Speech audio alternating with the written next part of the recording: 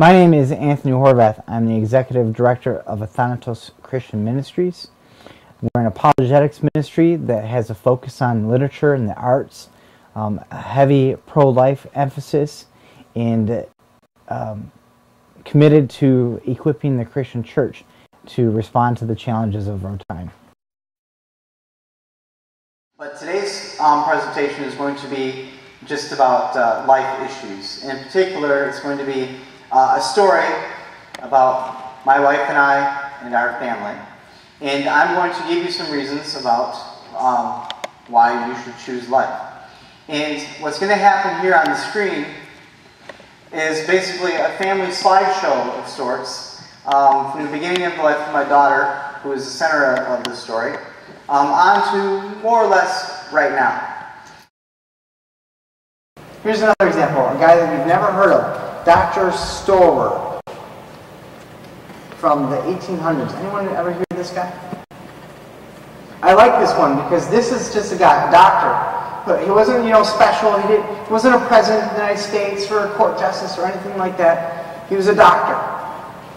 And he knew about all of the abortions that were going on, even back in the 1800s. We don't think about that very much. But this is before there was any laws, right? And it bothered him. And so he was writing letters and he was doing all these things. And he went to the AMA, the American Medical Association, and he said, you guys need to come with me and we need to tell people what we as doctors believe. And so they did. The AMA put out something in 1859, and about 20 years later, as society sort of came to terms with the fact that these doctors believe that life began at conception, various states began saying, all right, it's going to be illegal to abort children. And abortions dropped straight on down. Now, there's a scholar named Dr. Dyer who looked at this and did some calculations based on the rate of abortions before that, the rate after that legislation, and figured out that most of the people in this room, if you have an ancestor in America from the 1800s, you would not exist because someone in your ancestry would have committed an abortion from a statistical basis. Statistically, more than half of those are from women under the age of 25. Of those, a significant portion are under the age of 19. Let me tell you what, you guys are closer to the age 19 than I am.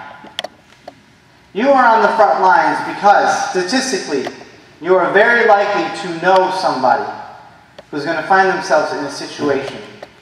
And the chances are, you're the only person who's going to be there to advocate and represent life for them. I've always been pro-life, but I took a real interest in it, and it turned into a passion when my wife and I were told at our 20-week ultrasound that our daughter had spina bifida, and we were given the choice if we wanted to abort. That really hit home to me, that this was something that I really had to become involved in. And my daughter is now almost 3 years old, and if you could see the joy that she brings into our house, you would be pro-life too. Well, there's probably some other reasons too. The thing is about life issues is that they're not just, a life issue is not just somebody's simple opinion. People's ideas and their philosophies and their whole worldview guides what they think about life. And if you believe that God created human life with dignity and in His image, the way I do, then you'll do anything that you can to try to protect and preserve life before it's born and throughout life and on their deathbed when they're old and infirm or in a vegetative state. But if you just think that a person is a pile of mass, then that's not worth fighting for.